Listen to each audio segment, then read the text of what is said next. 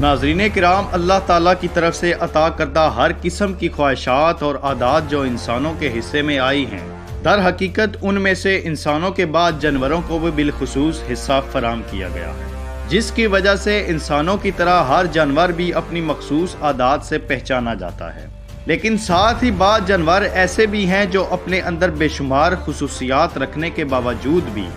بدنامی کا صحرا سجائے ہوئے ہیں، اور ان میں سے ایک جانور بھیڑیا بھی ہے۔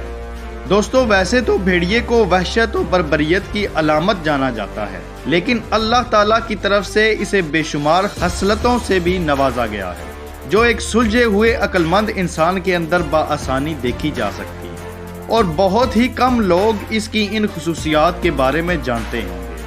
جس کا تذکرہ آج ہم اپنی اس ویڈیو میں کرنے والے ہیں۔ ویڈیو شروع کرنے سے پہلے آپ سے ایک ریکویسٹ ہے کہ ہمارا چینل سبسکرائب کر لیں تاکہ تمام ویڈیوز آپ تک بآسانی پہنچتی رہیں۔ ناظرین، آج کی اس ویڈیو میں ہم بیان کریں گے دو جانے مانے درندوں کے بارے میں، اور دونوں کی خصوصیات کو بیان کر کے جائزہ لیں گے کہ کون زیادہ عزت کا حقدار ہے،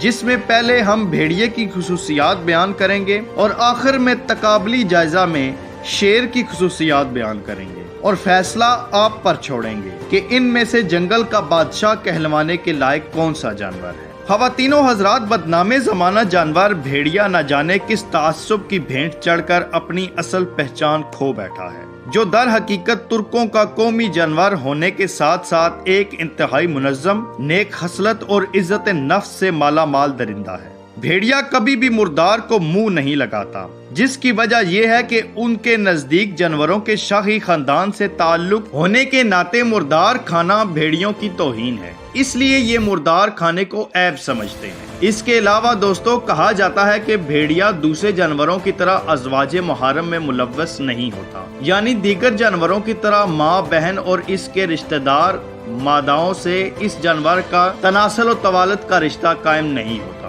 اور نہ ہی یہ اس عمل کو درست سمجھتا ہے، جبکہ بھیڑیا میاں بیوی کے درمیان محبت اور وفا میں بے مثال جانور ہوتا ہے، یعنی نر بھیڑیا صرف ایک ہی مادہ کے ساتھ تعلق رکھتا ہے اور یہ تعلق مرتے دم تک قائم رہتا ہے، اور اگر دونوں میں سے کوئی مر جائے تو دوسرا تا حیات کسی دوسرے کے ساتھ ازدواجی تعلق قائم نہیں کرتا،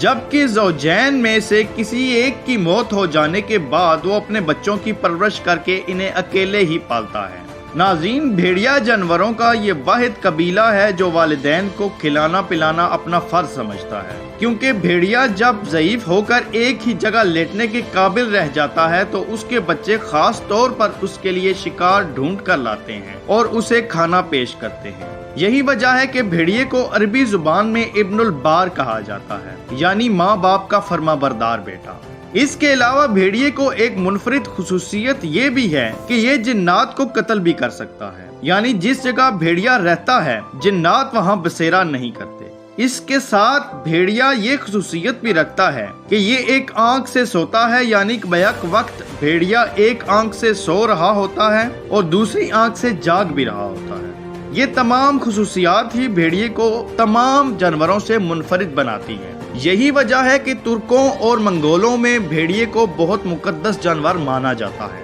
جس کی وجہ سے ترک خود کو بھیڑیے کا بیٹا کہلوانے میں فخر محسوس کرتے ہیں۔ ناظرین، یہ تو ہو گیا بھیڑیے کی خصوصیات کا جائزہ۔ اب ہم غور کریں گے شیر کی خصوصیات کے بارے میں۔ باغی ریسرچ کے ناظرین، شیر کو عمومی طور پر جنگل کا بادشاہ کہا جاتا ہے، جس کی وجہ ایک تھیوری ہے، اور وہ یہ ہے کہ جنگل میں رہنے والا ہر جانور، چاہے وہ گھاس کھائے یا پھر گوشت کھائے، اس جانور کا شکار کیا جاتا ہے۔ مثلاً خرگوش گھاس کھاتا ہے، جس کا شکار لومڑی کر سکتی ہے، اس کے بعد لومڑی کا شکار جنگلی کتے کر لیتے ہیں، اور کتوں کا شکار لگڑ بھگے کر سکتے ہیں، اور لگڑ بگوں کا شکار شیر کر لیتا ہے۔ اب یہ چین یہاں آ کر رک جاتی ہے، یعنی شیر کا شکار کوئی جانور نہیں کر سکتا۔ یہی وجہ ہے کہ شیر کو جنگل کا بادشاہ کہا جاتا ہے۔ یہ علیحدہ بات ہے کہ چند کتے اور لگڑ بگے اکٹھے ہو کر شیر کو چیر پھاڑ سکتے ہیں، جس کی ویڈیوز عموماً نیٹ پر ملتی رہتی ہیں۔ شیر جنگل میں دہشت اور طاقت کی علامت سمجھا جاتا ہے۔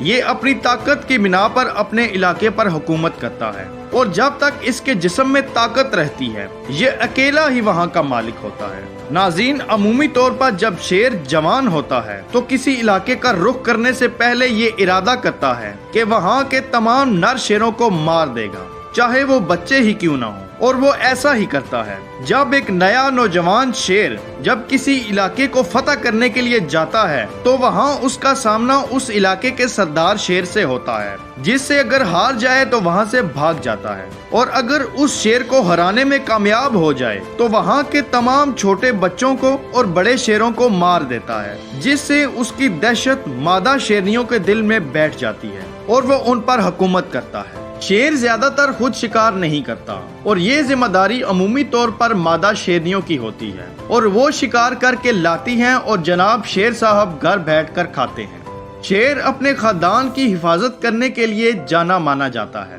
اور اپنے جھنڈ کے تمام شیروں کی حفاظت کرتا ہے۔ شیر مردار کھانے میں بھی کوئی آر محسوس نہیں کرتا اور زیادہ بھوکا ہونے کے وقت کتوں کے کیے گئے شکار کو بھی نہیں چھوڑتا اور ان سے بھی چھین کر شکار کھا لیتا ہے۔ جب شیر بوڑھا ہو جاتا ہے تو نوجوان شیر اس کو مار دیتے ہیں، اور اگر وہ ان سے بچ جائے تو بھوک کی وجہ سے وہ مر جاتا ہے اور کتے اس کا شکار کر لیتے ہیں۔ شیر کے اندر محرم رشتوں کا کوئی احترام نہیں پایا جاتا، اس کے نزدیک تمام شیرنیاں برابر ہوتی ہیں۔ دنیا کے بہت سارے ممالک ایسے بھی ہیں جن میں شیر کو عزت دی جاتی ہے اور وہ خود کو شیر کا بچہ کہنے پر فخر محسوس کرتے ہیں، جن میں عرب اور مشرق کے تمام ممالک شامل ہیں۔ لیکن ان تمام حقائق کے بعد آپ خود موازنہ کریں کہ شیر اور بھیڑیے میں کون بہتر ہے اور کون زیادہ عزت دار ہے۔ آپ کو ان میں سے کون سا جانور پسند ہے یہ ہمیں کمنٹ سیکشن میں ضرور بتائیں۔ تو ملتے ہیں اپنی نیکسٹ ویڈیو میں، تب تک کے لیے اللہ حافظ۔